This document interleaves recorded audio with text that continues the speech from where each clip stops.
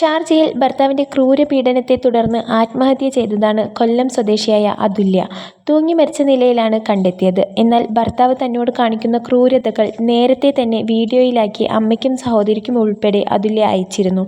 ഈ വീഡിയോ ആണ് ഇപ്പോൾ സോഷ്യൽ മീഡിയയിൽ വൈറലായിക്കൊണ്ടിരിക്കുന്നത്. ലഹരിക്ക് അടിമയായിരുന്ന ഭർത്താവ് സതീഷ് മകളെ നിരന്തരം ആക്രമിക്കുമെന്ന് പിതാവ് പറയുന്നു. 19 വയസ്സിലാണ് അതുല്യയുടെയും സതീഷിന്റെയും വിവാഹം. എന്നാൽ മകൾ ജീവൻ ഒടുക്കില്ലെന്നും മരണത്തിൽ ദുരൂഹത ഉണ്ട് എന്നും പിതാവ് പറയുന്നു. വിവാഹം കഴിച്ചപ്പോൾ 45 പവൻ സ്ത്രീധനവും ഒരു ബൈക്കും വാങ്ങിയിരുന്നു. മുമ്പും ഇതുപോലുള്ള ക്രൂര പീഡനങ്ങളെ തുടർന്ന് പോലീസിൽ പരാതി നൽകിയിരുന്നു. എന്നാൽ കരഞ്ഞ് കാലുപിടിച്ചാണ് മകളെ കൂട്ടിക്കൊണ്ടുപോയത്.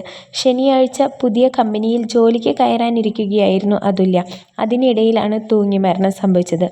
അതുകൊണ്ടാണ് വീട്ടുകാരും മരണത്തിൽ ദുരൂഹതയുണ്ട് എന്ന് പറയുന്നത്. സ്വന്തം മകൾക്ക് ഭർത്താവ് ചിലവിന് കൊടുക്കുന്നു എന്ന ഒറ്റ കാരണം കൊണ്ടാണ് അതുല്യ എല്ലാം ക്ഷമിച്ചത്.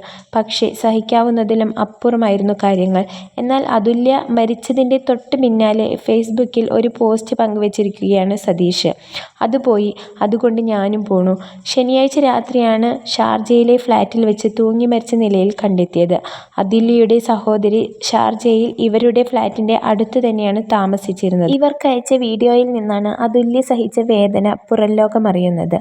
ഇവനെ പോലെയുള്ളവരെ ജീവിക്കാൻ അനുവദിക്കരുതെന്നും തീർച്ചയായും കഠിനമായ ശിക്ഷ വാങ്ങിക്കൊടുക്കണമെന്നും കമന്റുകൾ വരുന്നുണ്ട്.